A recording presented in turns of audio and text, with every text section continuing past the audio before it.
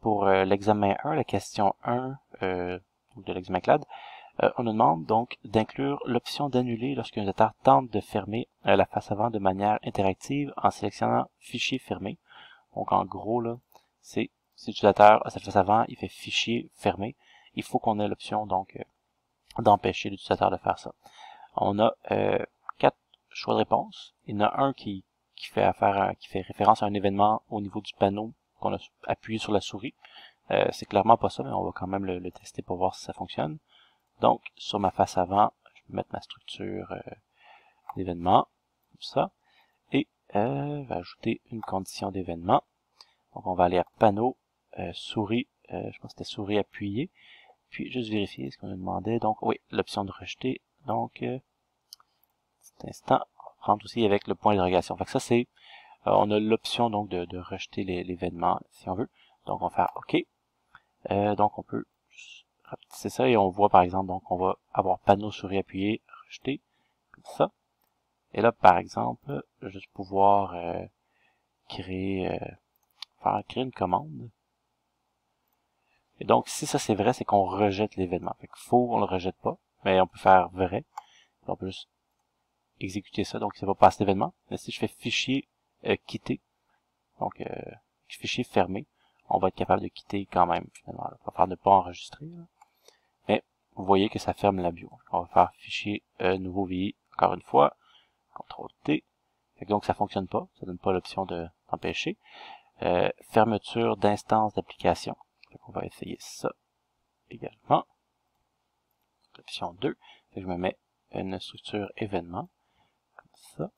Et ajouter une condition d'événement. Donc application, fermeture d'instance d'application. Mais là, vous voyez, j'ai pas de point d'interrogation. Si on retourne ici, là, on n'avait pas ici d'événement, je pense qu'on dit un événement filtre, donc il nous permet de rejeter. Fait que ça, c'est certain que ça ne marchera pas, parce qu'on va aller faire l'événement, mais on ne pourra pas rejeter l'événement.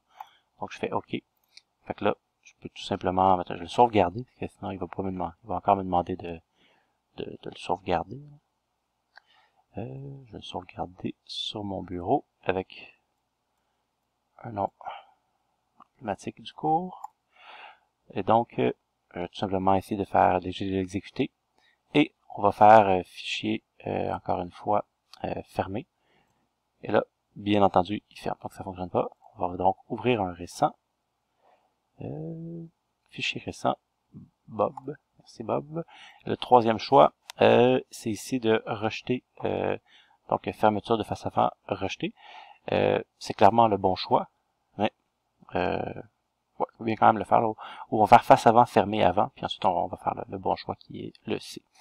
Donc, ici, on va changer,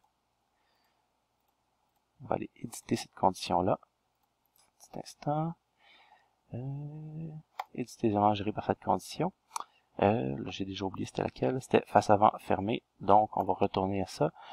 Donc, on va aller à ce VI, face avant, fermé. Vous voyez qu'il n'y a pas de point d'interrogation, donc c'est pas un événement filtre. OK, on peut pas comme bloquer cet événement-là. On va le sauvegarder. Si j'exécute, je fais fichier fermé, on va quitter aussi. Donc, c'était pas le bon choix. Fait qu'on va rouvrir ça. C'est quand même pas pratique quand on ferme un VI pour le tester.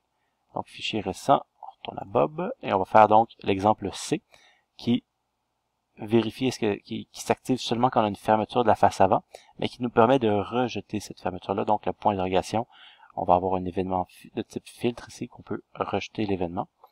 Donc, on va faire ça à l'instant. Juste vérifier pour pas me tromper, là. Donc, fermeture de la face avant. Parfait.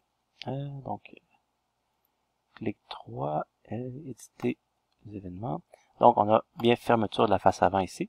Et là, on pourrait se créer soit une constante ou une commande. Là. Je vais mettre une commande finalement. Donc, à vrai, on va rejeter l'événement. Donc, je vais sauvegarder ça. On exécute. Et je fais fichier fermé. Et là, vous voyez qu'on a rejeté l'événement. On n'a pas fermé. Donc, l'événement a eu lieu. Mais on a rejeté l'événement. Donc, on n'a pas fermé la face avant. C'est certain que je ne suis pas dans une boucle while, là. On a vu que la face avant s'est pas fermée comme les autres fois, donc je suis resté dans le VI. Mais comme c'était le seul événement, on a quitté, bien entendu. Je peux réexécuter, je peux faire fichier, fermé, on est resté là. Et là, par exemple, je vais mettre ici mon rejeté à faux. Donc ici, je vais envoyer faux. Fait que quand je vais faire fichier fermé, on va fermer la face avant et donc et on va quitter le VI. Donc si je fais fermer, vous voyez mon VI se quitte et je retourne donc à la page d'accueil. Donc la bonne réponse ici dans le cas, c'était C.